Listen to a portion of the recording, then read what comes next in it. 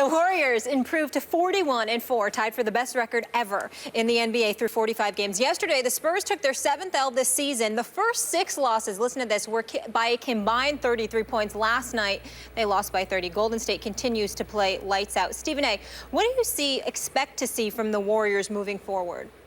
Well, what I expect to see is for them to break the Bulls' record of 72 wins in a season. I think they're going to do it. I think they'll win at least 72 games, probably 73 games, so long as they stay healthy, because I don't think, believe it or not, even though they sit here today as the reigning defending NBA champions, I don't see one single team in the NFL hungrier than they are. Nor do I see a team with their skills, their marksmanship.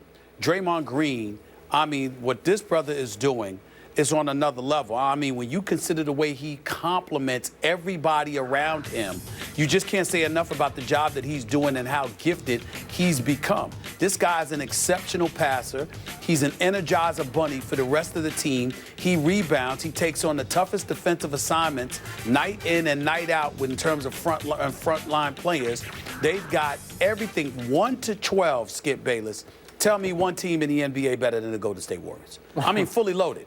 We ain't talking about 2 or 3 guys where they're just so head and shoulders above everybody else that you're not going to be able to beat them. No, we're not talking about that. We're talking about the splash. You got Steph Curry, who's a superstar in his own right, but his backcourt mate is likely the second best shooter in the game of basketball, and Klay Thompson. So you got him and Klay Thompson, the best shooting backcourt in history as far as I'm concerned.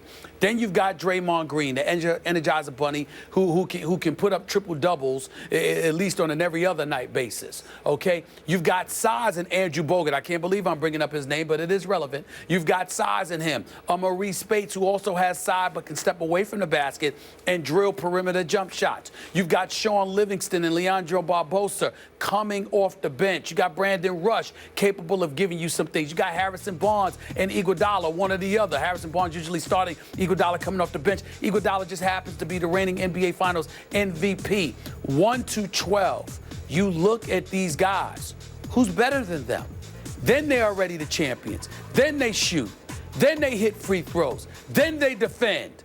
You just look at them and you just say, and now on top of all of that, they're hungrier. And oh, by the way, they happen to have the best home crowd in the NBA. So they even their fan base are champions, not just the team. This is unbelievable. It's unbelievable to see. And then I'm looking at who can beat them. We can't say the Cavaliers because of what we saw last Monday. So you go, and since nobody's going to beat the Cavaliers in the East, then we have to stop there. Now you look at the West. We saw what happened in San Antonio last night, although without Tim Duncan. All we have to do is pray. All we can do is pray that Popovich is going to have a scheme. He's got something up his sleeve. He didn't want to show all his cards last night. Then you've got Oklahoma City, who I still believe can make some noise. I've got to see Kevin Durant and Ibaka and Russell Westbrook against these boys. I got to see it. Outside of that, who do we have? You got Blake Griffin and the Clippers. Don't get me started with that. You got Memphis and Dallas and Houston, who just appear to be above average teams, but not on this level. Look, man, I doubt that it'll be a cakewalk. I gotta believe that San Antonio or Oklahoma City will step up, or to a lesser degree the Clippers, because they hate the Warriors, and that could turn ugly, which is always a good thing. But in the end, I mean, they're favorites by a comfortable margin right now. Yep. Unfortunately, I cannot tell you how much I agree with you on this. I'm still reeling from what I saw last night. I did make the point to you early. I think Tim Duncan will make some difference if he plays March 19th against Golden State at San Antonio. I'm going to reiterate, my Spurs did beat this team, or at least last year's team, 2 out of 3 times. And yet, what I saw last night was annihilation and devastation of the highest order, where a home team was laying in wait for a quote-unquote arch rival who was about to engage in what was billed as the greatest regular season game ever, because you could do it statistically, obviously, off their one-loss records this deep into the season. And it was an utter mismatch. The game was over in 3 minutes to my eyes. I know it stayed relatively close to the first quarter, but nobody could guard Steph Curry, which brings me to my premise about this team. I don't know that I've ever seen a team continue to play with a chip on its shoulder the way this team does. Maybe we all helped win them another championship and Steph another MVP by doubting their run through last year's playoffs. You and I talked about it. We didn't make a huge thing about it, but they did have a fortuitous run through the playoffs. I'm going to say it again because they kept drawing opponents who had an injured point guard. Now, I won't go through the litany, but it's a litany. And when I tweeted that the day after they clinched the championship, obviously, at Cleveland, Steph tweeted back at me that he wasn't real happy with it. And they weren't real happy with it. And then, I don't know if you remember this, but if we can go back a couple of weeks, remember they lost at Detroit? They lost by 18 at Detroit. I still don't know. That's the aberration here. They lost 113-95, and we did a topic on this show where we were both shrugging, saying, hey, maybe there is hope for the rest of the league, because all of a sudden it was looking like, well, their defense had fallen all the way to 10th in the league in statistical ranking, and it looked to me like at that point they were starting to get a little Steph heavy, where it was Steph or bust, which they weren't last year.